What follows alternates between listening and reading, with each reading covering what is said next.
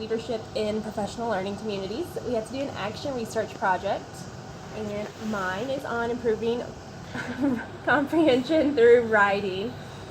So an action research plan is where we take a problem that's in our school and we try to figure out a way to solve it, and then we present it and we decide where we want to go from there. Alright, so comprehension is a skill that all students need to be successful in life. We know that just in school they have to comprehend social studies text, science text, word problems, and then later on in life they need to be able to understand newspapers, speeches, and other literary and informational text. Intermediate teachers build on the comprehension skills that our students should have attained in primary. Whenever I was a interventionist at a different school, in the primary grades they did comprehension through think-alouds, and then they would take those think-alouds and the kids would go back to a group and they would apply their think-aloud skills. So intermediate teachers are hoping that the students got all the skills they needed whenever they come to us. However, sometimes they don't. So the problem arises whenever students cannot successfully use the strategies that they have learned, or when students do not comprehend on grade level. So we need an easy way to boost student comprehension. And I think that the solution may be writing. So according to an article by Nipper and Duggan, mastery of content is demonstrated not only through reading but also through writing. Alright, so these are my 2 research questions and what I implemented in my room. So does an extended writing time lead to improved comprehension? And does responding to reading using journaling improve comprehension? Alright, so these are my research articles that I had to research. So the first one is the Nipper and Duggan article. It lists several strategies that helps improve comprehension in the immediate classroom. It talks about quick writes, structured note-taking, listen, stop, and write, and framed paragraphs. Before I started this, I already did the structured note-taking and framed paragraphs. I did a version of listen, stop, and write that I called stop and jot, and they used Post-its, and as they were reading, if they came to a confusing part or an exciting part, they had a little mark that they would make that would tell me, was it a question, or were they excited, or was it a connection that they made, and we would go back and talk about them. So I didn't really do the quick writes before. Is that just where they writing, you give them a prompt, or do they just write on their own and do it like 5 to 10 minutes? A quick write, so usually it'll be like a question, or whenever I implemented it, I did connections. I'll say like make a quick connection of something that this paragraph reminds you of. Here's another article, Writing to Read, Evidence for How Writing Can Improve Reading. So writing is often recommended as a tool for improving reading. Students' reading comprehension is improved by having them increase how often they produce their own text. I found that one really interesting because I never would have thought that them actually writing and then producing, editing their own paper would help them with reading. But after doing this research project, I can definitely see how that would help them. So in this article, Graham and Hebert, they believe that if students spend more time writing, that they will be able to understand text that they read easier. All right, and one last article. This one is the statistical evidence for enhanced learning of content through reflective journal writing. So this article is all about the benefits of journal writing. It said that reading for content is often a rather passive activity. While reading, it is easy to lose focus and to scan the content without reflection or consideration of the content's significance. I know, especially in my room, I have a lot of word callers, and they'll read just to read the words, but they won't read and actually understand. So they offered a few suggestions. Reflective journal writing, which is what I implemented, summarizing the material, text-to-self connections, questions that the students had while reading, and text-to-text connections. It also said that reflective writing can measurably improve learning of content at the knowledge level. So if they're not able to understand the comprehension part, how do they apply that to their writing? Just what they know, or making connections? Yeah, the making of connections, text to text, text to self, and text to world. It helps them build that background knowledge and bring in outside knowledge to that story, and then they can apply it to what they're writing. So these are my methods. I use the students in my class, so 5th grade students, 24. I had 11 girls, 13 boys. 3 are ELL students, and I have 1 student with a 504 or an IEP plan. And of course, we have varied cultural backgrounds. So our pretest was just a passage that they had to read on their own, and answer multiple choice, short answer, and extended response questions. And I recorded those on an Excel sheet. And then, after I got the initial results, I implemented the plan. So I extended my writing time from 30 minutes a day to 45 minutes a day. And I introduced reading journals to my class.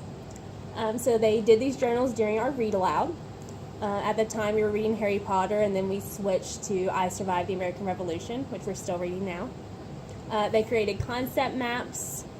Is that what that is? That's what this is. So this is one of my students. And I just had them start out with Nate. He's the main character.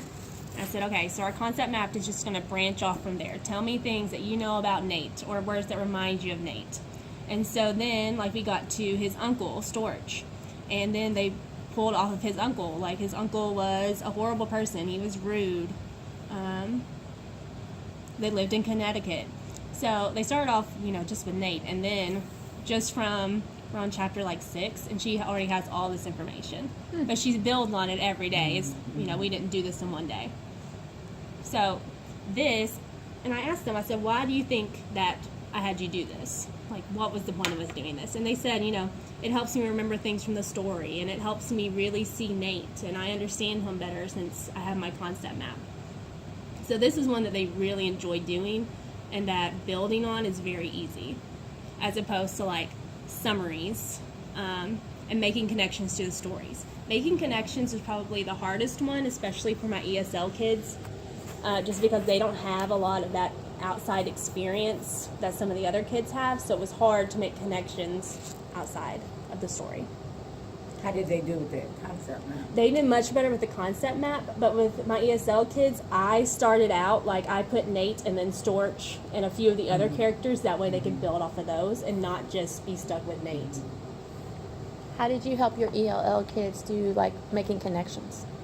I had them talk to other students. We did a lot of turn and talks, okay, you share your connection, and then usually they would branch off of somebody else's connection instead of really making their own. But still, we were still making connections that had to do with the story. So let's see. So the students had a rubric. So this one is the rubric that they had in their journal.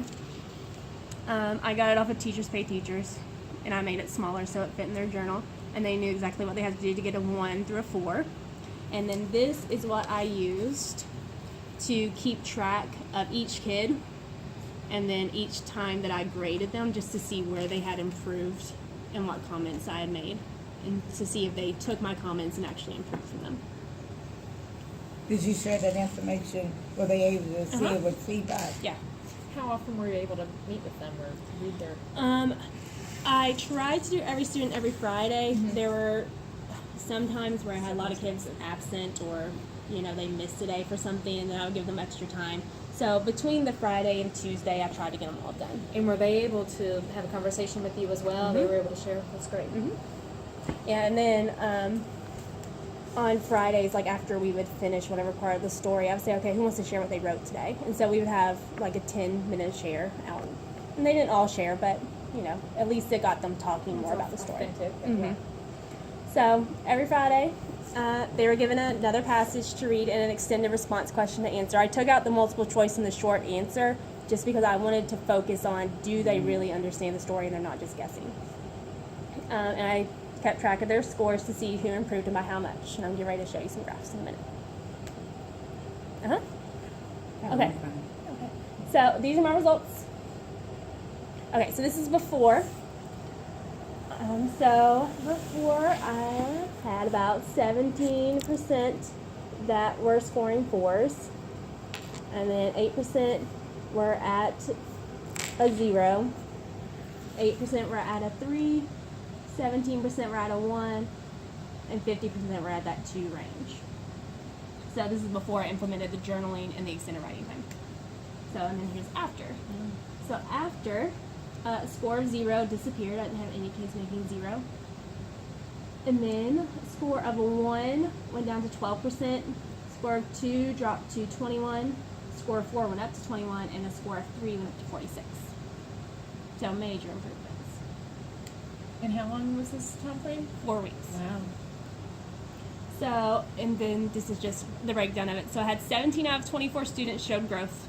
12 improved to a proficient level, and 5 improved from a score of a 0 to at least a 1 or 2. The 7 that did not show growth were either already scoring in the proficient range, which is a 3 or 4, and then 3 of them stayed at either a 1 or a 2. So, and then here are the journal writing scores. So the darker color was their first score. So you can see at the beginning I had only 0, 1s, and 2s. And then by the end, I still had one student doing a 0. He just refused to write. And then most of my kids moved up to a 2, a 3, or a 4, with the majority of them at a 3. So we got them out of that, bottom range, at least up to a 2 or a 3 or 4. All right, so by the end of the 4 weeks, I had 19 students that were scoring in proficient levels. 4 were scoring a 2, and 1 was still at a 0. 21 students showed improvement in their journal writing over time. So I took an average of their score at the end. It wasn't like their final score. It was an average. At first, many students were reluctant to write, but then I showed them several examples, and after I showed them the concept map, they got a lot more into it. And by the end, most of my students were actually enjoying the journaling and wanting to do it. Instead of me having to tell them to get out their journal, they just did it. And even today, like some of them added to the concept map today. And I didn't ask them to, they just did. So, all right, so some future action that we need to take. My study had a lot of limitations. I only had 24 students, and this was only for 4 weeks. So, for a month, they are excited to write. It's something new. So I'm wondering if it had been longer, if I still would have seen those results. So further study needs to be done in this area at our school. And next year, I would like to start off the year by teaching journaling and implementing the journals and the extended writing time during our read alouds just to see more conclusive results. And then our school. So we need a way to improve writing and reading comprehension across all grade levels. Our students need to be middle school ready when they leave us. And I believe that if all grades started increasing their writing time and added more opportunities to write about their reading, then our students would become more successful in both of those areas. You guys have any questions?